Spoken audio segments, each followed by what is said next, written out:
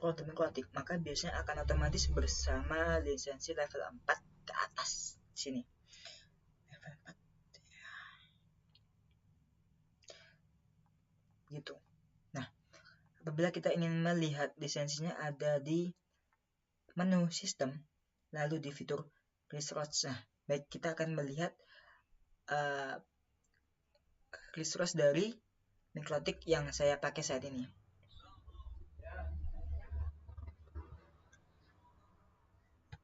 Di sini. Nah, di sini license. Di sini adalah license, oke? Maaf, salah.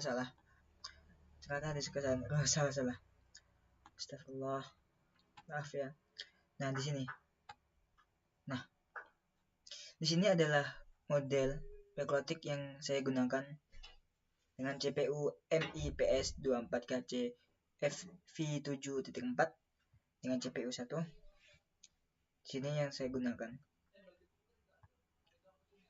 Lalu setelah itu, dan ini adalah tampilan CLI.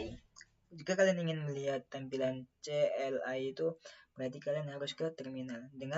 Di dalam terminal kalian harus memberi perintah dengan sistem license print. Oke, kita coba di terminal di sini. Kita buka menu terminal, lalu kita ketik, ini kantor kecil aja, kita ketik, maaf ya lupa, sistem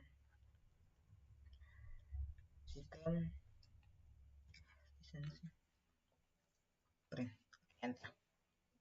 Nah, ini untuk saya menggunakan software strip ID dengan name U8L strip T name SH dengan N level 4. Baik, lanjut melihat fitur-fitur di dalam mikrotik dan fungsinya. Jadi setiap menu, setiap fitur yang ada di dalam mikrotik itu memiliki perannya masing-masing dalam menjalankan tugasnya. Fitur-fitur mikrotik pada router bisa kita lihat dengan melihat pack. Setiap pack memiliki sebuah fitur yang terdapat pada router. Pack juga menentukan versi dari routernya. Sebagai contoh, ada pack routing. Berarti routing tersebut memiliki fitur routing dan seterusnya. Beberapa pack utama yakni sistem dan security berbagai fitur-fitur dasar seperti IP, konfigurasi, interface, dan lain-lain terdapat pada pack sistem. Oleh karena itu, usahakan pack system ini jangan diganggu. Jadi, ada beberapa fitur di dalam mikrotik yang tidak boleh kita ganggu sama sekali, yaitu pada pack system dan security itu tidak boleh kita kacau sama sekali, oke? Kalau kalian ingin disable atau enable itu selain security dan sistem. Bagaimana cara melihatnya? Cara melihatnya kita ke menu sistem, lalu ke bagian packs. Oke, di sini kita ke sistem, lalu ke menu pack. Oke, di sini. Nah, di sini terlihat dalam keadaan diaktifkan semua enable. Nah, dalam keadaan berjalan semua. Nah, ada dua hal yang tidak boleh diganggu gugat di dalam fitur mikrotik ini, yaitu pada fitur sistem dan security. Dua hal itu tidak boleh diganggu sama sekali. Dan lanjut, enable, disable, dan uninstall pack mikrotik. Sebelumnya kita telah mempelajari tentang fitur mikrotik yang berbentuk pack. Nah, fitur mikrotik ini bisa kita matikan dan aktifkan, yaitu dengan cara disable. Berarti kalau kita disable itu berarti kita mematikan fiturnya. Dan enable berarti kita menghidupkan kembali fiturnya tersebut. Bahkan kita juga bisa menghapus dengan cara uninstall. Enable, disable, dan uninstall pack ini tentunya memiliki tujuan tertentu. Disable berfungsi untuk menonaktifkan suatu paket yang Anda tidak butuhkan. Contohnya, saya tidak membutuhkan paket wireless karena saya menggunakan router mikrotik yang tidak ada wirelessnya. Tujuan untuk mendisable pack adalah untuk menghemat penggunaan resource pack agar kinerja router bisa lebih optimal. Jadi, apabila kalian tidak menggunakan fitur tersebut, kalian bisa mematikan atau meng-off-kan fungsi tersebut agar mikrotik yang kalian miliki itu berjalan lebih optimal, berjalan lebih baik. sama halnya seperti HP. Apabila kalian menggunakan HP lalu kalian menggunakan banyak fitur dalam HP itu, maka HP akan cepat boros atau panas. Nah, sama halnya dengan Niklotik. Dan enable berfungsi untuk mengaktifkan suatu paket yang sudah Anda disable. Contohnya, saya mau mengeksekusi paket wireless, maka saya harus enable paket wireless terlebih dahulu. Fungsi tentunya untuk mengaktifkan fitur yang ingin kita manfaatkan. Nah, apabila kita ingin memakai sebuah fitur, maka kita harus mengaktifkan tersebut. Contoh, di HP saya ingin membuka aplikasi Instagram, jadi kita harus mendownload Instagram terlebih dahulu, membukanya, lalu kita mengaktifkan, membuat akun di dalamnya, seperti itu. Kita lakukan contohnya saja. Di sini saya hanya ingin menjelaskan bagaimana kita melakukan praktek dengan GUI, karena dengan GUI itu lebih mudah dibandingkan dengan CLI, yaitu seperti terminalnya. Oke, di sini kita langkah pertama, jadi kita membuka itu, lalu kita nih ada menu disable.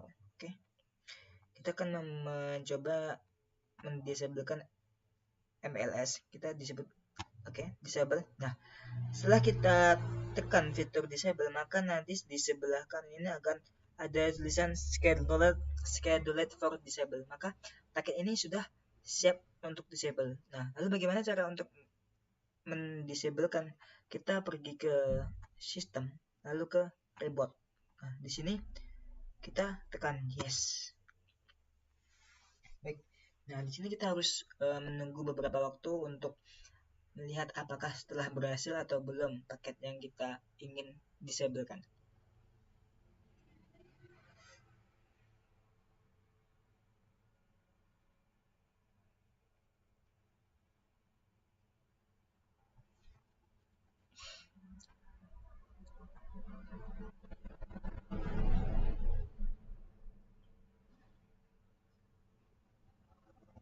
Baik, tunggu sebentar.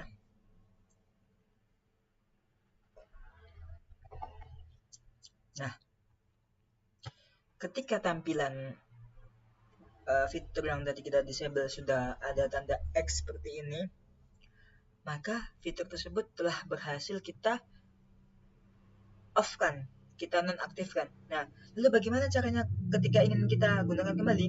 Kita bisa menekan lagi pada fitur tersebut, lalu di sini ada menu enable, lalu kita tekan lagi, oke.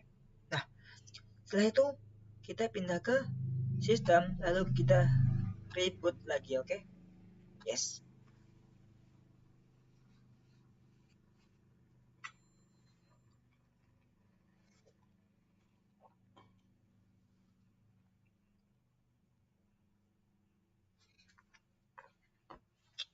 Di sini kita memang setelah kita mengkonfigurasi atau setelah kita mereset konfigurasi atau reboot sebuah Niklotik, maka dia otomatis akan keluar kembali untuk mereset semua apa yang telah kita kerjakan. Nah, di sini biasanya ada kendala, di sini kita akan lama. Nah, ini tanda bahwa identity kita telah berhasil. Lalu kita connect. Oke. Nah, setelah itu tampilannya akan seperti semula.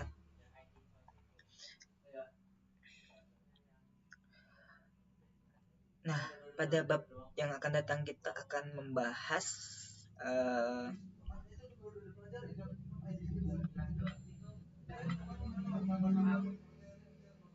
sebentar ya. Nah, di sini kita akan membahas manajemen user login router. Jadi di sini ada beberapa fitur atau beberapa jenis tentang user manajemen dari sebuah router. Itu ada yang full, red, dan read, dan mereka memiliki fungsi ataupun hak pada router mereka masing-masing. Mungkin sekian yang pada kesempatan kali ini yang dapat saya sampaikan. Apabila ada saran ataupun kritikan, bisa kalian tulis di komen-komentar. Dan Assalamualaikum warahmatullahi wabarakatuh.